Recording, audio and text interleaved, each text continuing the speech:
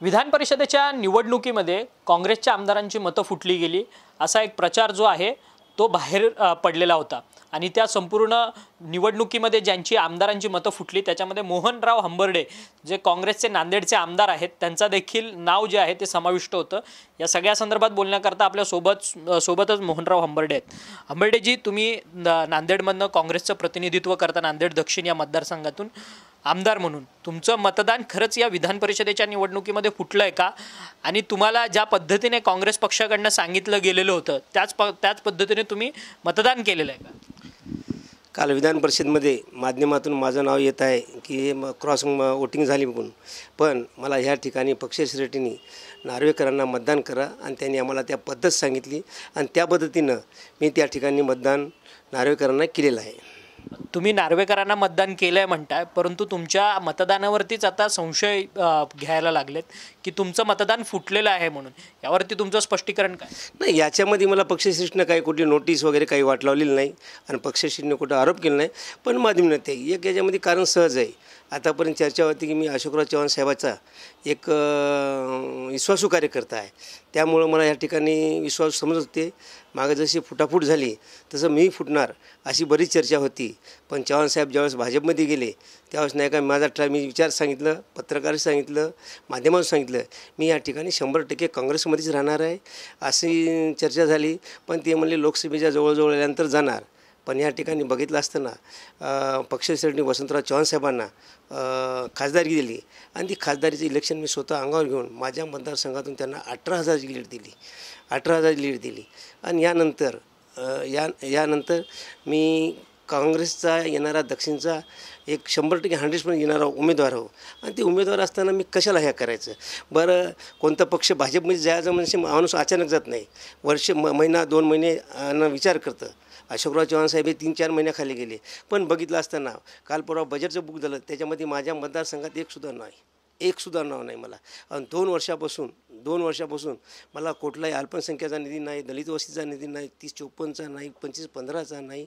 या 2 वर्षापासून हाऊसमध्ये जे कामं मंजूर होतात त्या हाऊसच्या व्हाईट बुकमध्ये 6.5च्या व्हाईट बुकमध्ये माझ्या दक्षिण मतदारसंघाचं नावसुद्धा नाही।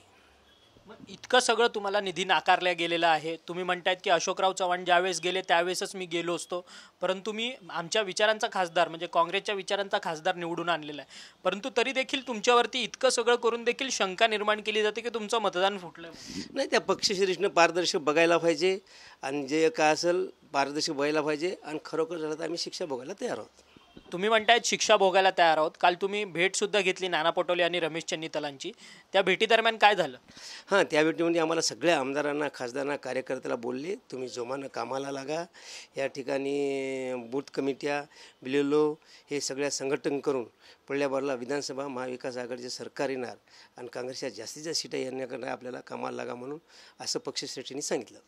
मग आमदार फुटीच्या संदर्भात चर्चा झाली नाही का त्या दोन्ही नेत्यांमध्ये? तुम्ही त्यांना स्पष्टीकरण काय सांगितलं तुमचं? नाही, असं त्याच्यामध्ये काही विषय झाला नाही, आमदार फुटीचा विषयच निघाला नाही आणि आम्हाला फक्त कामाला लागा त्याकरता त्यांनी आदेश दिले। परंतु के.सी. वेणुगोपाल जे तुमचे महासचिव आहेत राष्ट्रीय, त्यांचं असं म्हणणं आहे की जी नावं आमच्याकडे आहेत आमदार फुटलेल्यांची त्यांच्यावरती आम्ही ऑलरेडी कारवाई केली असं त्यांचं म्हणणं आहे। नाही, ते काय मनावर चल, आम्हाला काय कुठलं नोटीसच आलं नाही, आम्हाला कोणी काही विचारलंच नाही, तर आम्ही काय म्हणून सांगायचं? काय विषय नाही, त्यांचं त्याला वरच्या श्रेष्ठीला माहिती आहे। तुम्ही म्हणतायत की तुम्ही फुटलेला नाहीत, तुमचं मतदान तुम्ही नार्वेकरांना ज्या पद्धतीने सांगितलं त्याच पद्धतीने केलं। उद्या तुमच्यावरती संशय घेतला जातोय, तुम्ही तुमचं मतदान तपासण्याची मागणी करता का?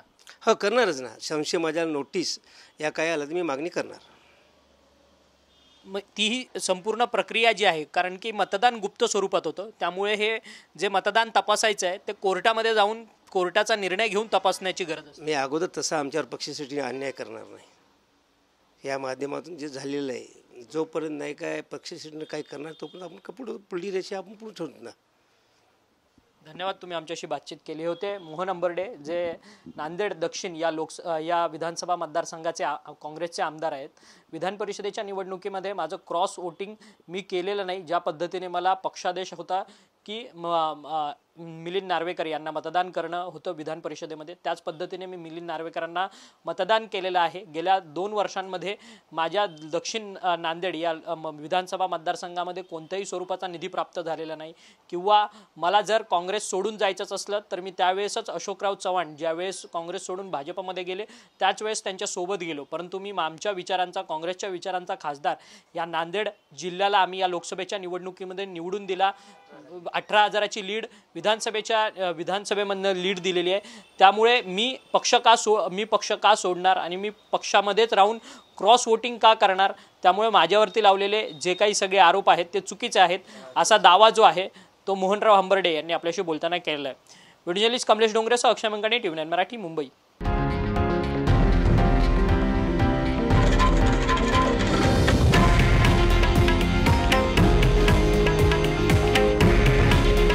हे आहे देशातील नंबर 1 न्यूज नेटवर्क आणि आपण पाहत आहात TV9 मराठी. काळजी तुमची, हित महाराष्ट्राचं.